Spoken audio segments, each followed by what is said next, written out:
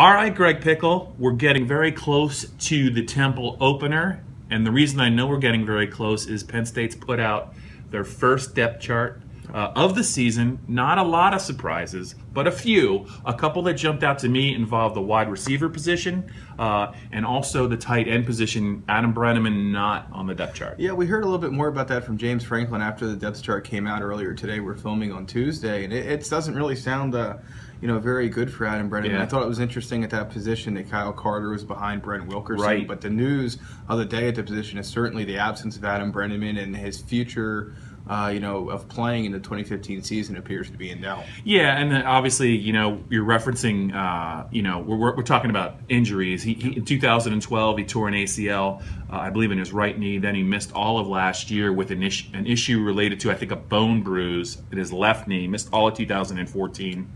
I had a chance, Greg, to talk to him about a month ago, 5 weeks ago. He was really optimistic about the season.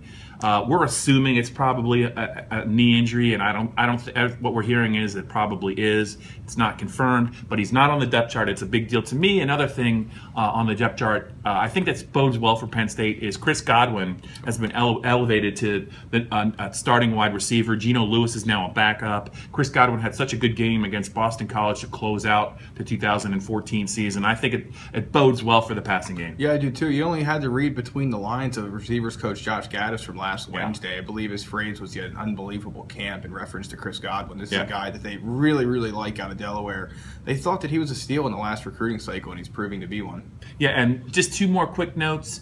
The return game, we always get a lot of questions about that, and that's usually one of the last things Penn State decides. Right. Greg, it looks like right now, at least to start the season, there could be some changes. Mark Allen, the redshirt freshman running back, is probably going to get a look on punts. And Koa Farmer, one of the best athletes on the team that's always seemingly on the move, began camp, I think, as a outside linebacker, now has moved back to strong safety. He is #1 on the list of the kick returners. Yeah, and I think that's going to be an interesting, to see how they do that. If they put two guys back there, Saquon Barkley was listed behind him. Clearly, he has the speed to play in the return game, and I think they, could surprise Farmer by, surprise teams by putting Farmer out there with him. And I think teams are obviously going to kick away from Barkley, which might just be what they want. And how could we forget? I'm ashamed of myself almost. Joey Julius is #1 as the place kicker. I thought I chuckled today when James Franklin compared him a little bit to Babe Ruth. I chuckled for probably a different reason, but Joey Julius to start the season, the Lower Dauphin grad, is the kicker to beat out. Yeah, he is. And James said that him and Tyler Davis are sort of close percentage difference.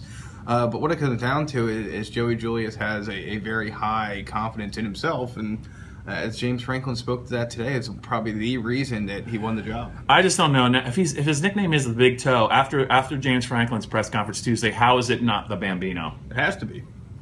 All right, that's it for the depth chart.